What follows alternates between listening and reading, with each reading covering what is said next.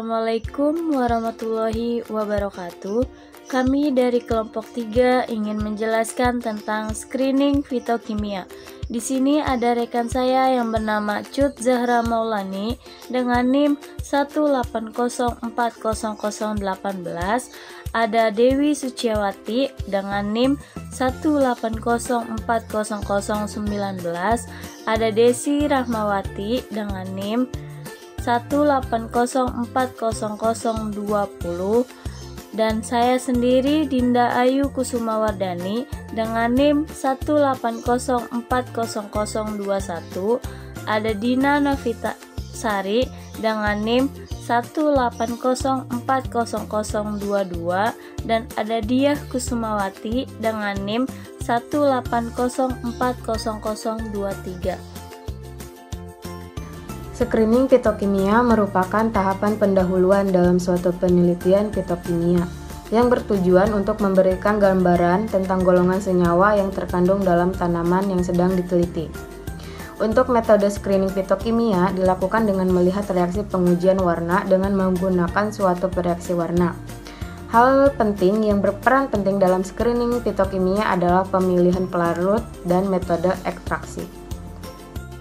Selanjutnya, pendekatan fitokimia meliputi analisis kualitatif kandungan kimia dalam tumbuhan atau bagian tumbuhan, seperti akar, batang, daun, bunga, buah, dan lain-lain.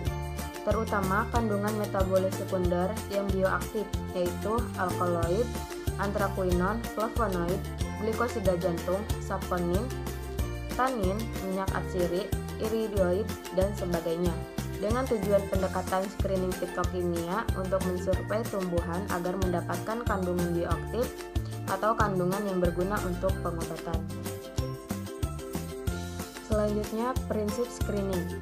Prinsip dari uji screening fitokimia dilakukan berdasarkan komposisi kandungan kimia dalam tumbuhan atau bagian yang memiliki senyawa target yang diamati atau dianalisis. Dan untuk itu, pada uji screening fitokimia dapat diketahui kandungan secara kualitatif kandungan kimia yang terdapat dalam tumbuhan. Nah, untuk prinsip uji screening bertujuan untuk menentukan golongan metabolit sekunder yang mempunyai aktivitas biologis yang ada dalam tumbuhan. Metode yang digunakan dalam screening fitokimia harus selektif, sederhana, cepat, serta hanya memerlukan sedikit alat dan bahan.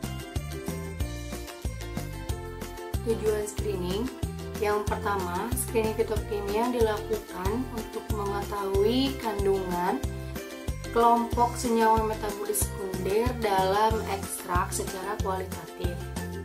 Yang kedua, hasil screening fitokimia akan menunjukkan hasil positif dengan ditandai dengan perubahan warna atau terbentuknya endapan atau terbentuknya busa setelah penambahan reagen pada ekstrak uji. Sedangkan hasil negatif ditandai dengan tidak adanya perubahan warna atau terbentuknya endapan atau terbentuknya busa setelah penambahan reagen pada ekstrak uji. Uji flavonoid yang secara umum serbuk ditambahkan dengan senyawa FeCl3 dan HCl. Jika berwarna merah, maka positif mengandung flavonoid. Pada khusus daun salam, uji flavonoid dilakukan dengan cara melarutkan ekstrak dalam etanol mendidih, kemudian ditambah FeCl3. Sampel tidak menunjukkan hasil positif mengandung flavonoid karena tidak berbentuk hijau atau hitam pekat setelah menambah FeCl3. Hal ini dikarenakan senyawa golongan flavonoid ini lebih larut dalam pelarut polar seperti metanol. Selanjutnya ada uji alkaloid. Ekstrak metanol dimasukkan ke dalam masing-masing tabung reaksi, kemudian ditetesi dengan yang pertama HCl 0,5N dan reaksi Mayer. Jika mengandung alkaloid, maka akan menghasilkan endapan kuning. Yang kedua, HCl 0,5N dan reaksi yaitu bau kardat. Jika mengandung alkaloid akan menghasilkan endapan coklat.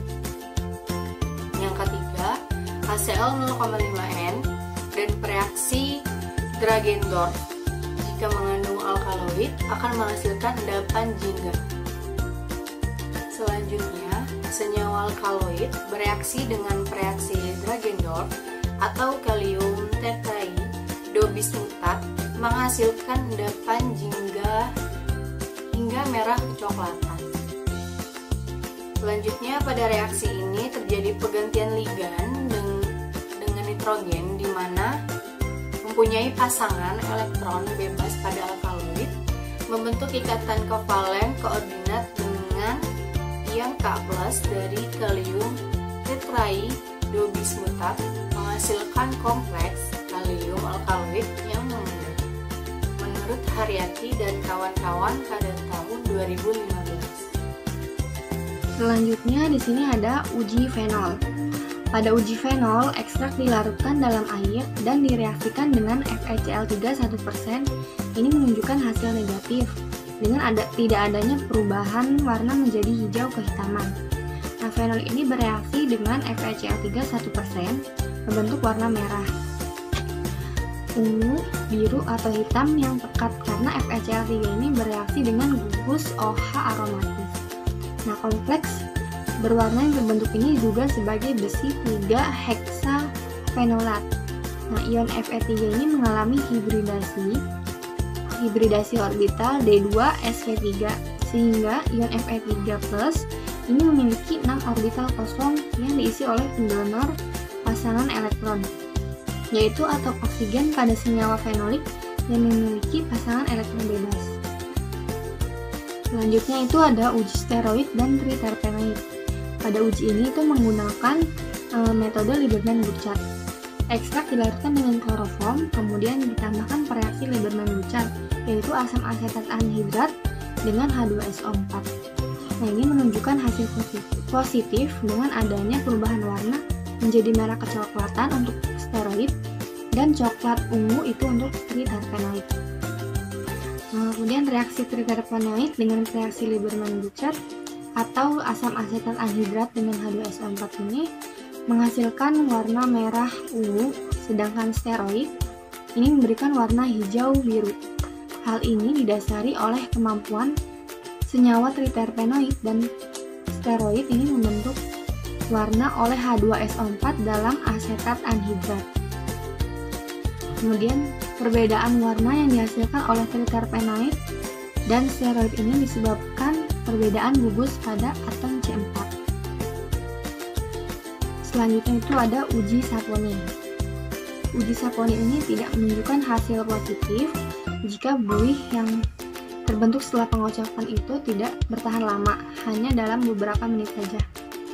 Kemudian saponin ini memiliki glikosil sebagai gugus polar, serta gugus steroid atau triterpenoid sebagai gugus nonpolar, sehingga bersifat aktif dan membentuk misel saat dikocok dengan air. Nah, pada struktur misel, gugus polar ini menghadap keluar, sedangkan gugus nonpolar itu menghadap ke dalam. Nah, keadaan ini yang tampak seperti busa. Terus selanjutnya itu di sini ada contoh screening fitokimia. Di sini contohnya itu screening fitokimia pada Canthium parvifolium. Ekstrak tumbuhan dan senyawa yang berasal dari tanaman ini digunakan sebagai obat sudah sejak zaman dahulu.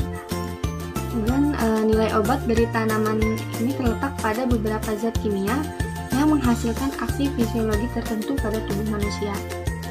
Selanjutnya itu konstituen bioaktif itu ada alkaloid, tanin, dan flavonoid. Selanjutnya ada Canthium parviflorum, semak dengan cabang berduri yang tersebar di seluruh India pada hutan belukar dan dataran kering. Daunnya sederhana, kecil, durinya berlawanan dengan stipula interpetiolar dan duri terdapat pada bagian ketiak daun.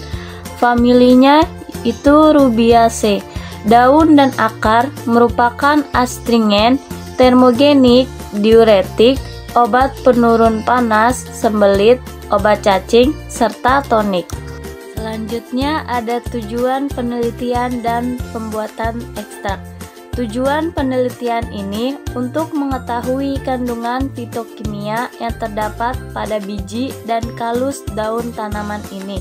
Cara pembuatan ekstrak: yang pertama, biji segar dari tanaman dewasa atau biji yang diambil adalah yang berwarna kuning.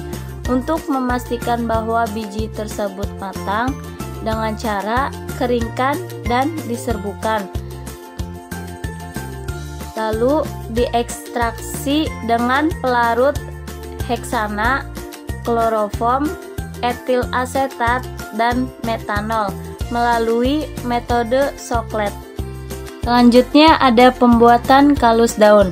Yang pertama, eksplan daun dipotong 1 cm, lalu dicuci dengan deterjen cair dan bafistin 1% Bj per volume selama 3 menit. Lalu klorida merkuri 0,1% Bj per volume selama 1 menit. 70% etanol, air suling steril sebanyak 5 kali dalam kondisi aseptik di dalam labu steril. Lalu diinokulasi pada media Murray-Seix dan Skog yang ditambahkan dengan 2,0 mg per liter. Lalu diinduksi kalus selama 30-40 hari. Kalus tua dikumpulkan, lalu disubkultur pada media segar dengan kombinasi zat pengatur tubuh yang sama, atau 2 kali dalam 4 minggu. Lalu kultur diinkubasi pada 24 kurang lebih 2 derajat Celcius. Selanjutnya ada ekstraksi kalus daun. Setelah 6-8 minggu kalus dikumpulkan, lalu dikeringkan dengan oven pada suhu 40 kurang lebih 1 derajat Celcius selama 5 jam. Lalu dihomogenkan sampai menjadi serbuk halus. Kemudian disimpan dalam botol kedap udara. Yang kedua, 25 gram serbuk halus daun diekstraksi dengan 150 ml pelarut heksana, kloroform, etil asetat, dan metanol selama 24 jam dengan menggunakan peralatan Soklet. Lalu dievaporasi selama 30 menit untuk menghasilkan ekstrak kering.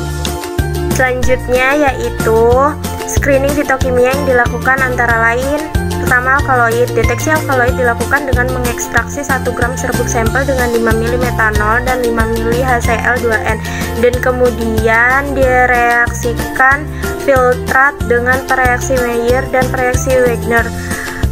Sampel disimpan dan hasil positif ditandai dengan terjadinya kekeruhan atau pengendapan.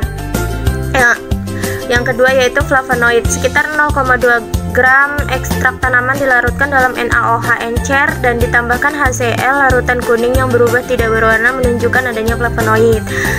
Yang ketiga, saponin. Sekitar 0,2 gram ekstrak tanaman diambil dan ditambahkan 5 ml air suling dan kemudian direbus. Buih yang stabil menunjukkan adanya saponin. Yang keempat, flobatanin. Sekitar 0,5 gram ekstrak tanaman dilarutkan dalam air suling dan disaring. Filtrat direbus dengan 2% larutan HCl. Endapan berwarna merah menunjukkan adanya flobatanin. Yang kelima adalah steroid. Reaksi Lieberman-Burchard. 200 mg bahan tanaman ditambahkan dalam 10 ml kloroform dan disaring. 200 ml asetat anhidrida ditambahkan ke dalam 2 ml filtrat dengan 2 ml H2SO4. Perubahan warna dari ungu menjadi biru atau hijau pada beberapa sampel menunjukkan adanya steroid. Yang selanjutnya itu terpenoid. Metode Salwowski. Sekitar 0,5 gram ekstrak ditambahkan dalam 2 ml kloroform dan ditambahkan H2SO4 dengan hati-hati untuk membentuk lapisan. Warna coklat kemerahan yang terbentuk di permukaan menunjukkan hasil positif untuk kehadiran terpenoid. Yang selanjutnya tanin. Sejumlah kecil ekstrak dicampur dengan air suling dan dipanaskan pada water bath, disaring dan ditambahkan veriklorida ke filtrat. Sebuah warna hijau tua menunjukkan adanya tanin. Selanjutnya yaitu quinone. Sekitar 0,5 gram ekstrak tanaman diambil dan ditambahkan 1 mili H2SO4. Pembentukan warna merah menunjukkan adanya quinon. Selanjutnya yaitu anthraquinone atau uji Born-Traeger. Sekitar 0,5 gram ekstrak dimasukkan ke dalam tabung reaksi kering dan ditambahkan 5 mili kloroform dan dikocok selama 5 menit. Ekstrak disaring dan filtrat dikocok dengan volume yang sama dari larutan amonia 10%. Warna violet muda atau warna merah di lapisan amonikal menunjukkan adanya anthraquinone. Selanjutnya yaitu gom. Ekstrak dicampur dengan air. Zat yang memberikan penebalan menunjukkan adanya gom. Screening fitokimia. Sini ada minyak dan fenol. Minyak sejumlah kecil serbuk atau ekstrak ditekan antara kertas saring. Pembentukan titik minyak menunjukkan adanya thicket oil dan lemak.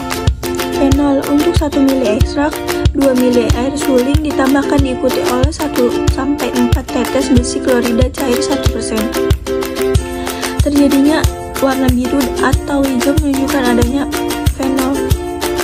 Ini ada hasil ekstrak biji Santium parviflorum mengandung yang pertama flavonoid dan gom pada 3 pelarut kecuali ekstrak metanol. Yang kedua terpenoid dalam keempat pelarut. Yang ketiga fenol hanya dalam ekstrak kloroform. Yang keempat saponin dan ekstrak etil asetat dan metanol. Yang kelima quinon yang terdapat dalam ekstrak kloroform dan etil asetat. Yang keenam, pobataning, anthraquinone, alkaloid, steroid, dan tanin tidak terdeteksi. Dan ada hasil ekstrak halus daun Santium parviflorum mengandung yang pertama terpenoid dan saponin dalam semua 4 pelarut. Yang kedua tanin hanya dalam ekstrak heksana. Yang ketiga steroid dalam ekstrak heksana dan metanol. Yang keempat gom dan ekstrak kloroform dan metanol. Yang kelima quinon hanya dalam ekstrak metanol. Yang keenam tidak ada sumber flavonoid, flotanin, anthraquinone, fenol dan alkaloid. Yang ketujuh dan minyak ekstrak. Sekian penjelasan dari kelompok kami. Kurang lebihnya mohon maaf. Wabillahi taufiq wal hidayah. Wassalamualaikum warahmatullahi wabarakatuh.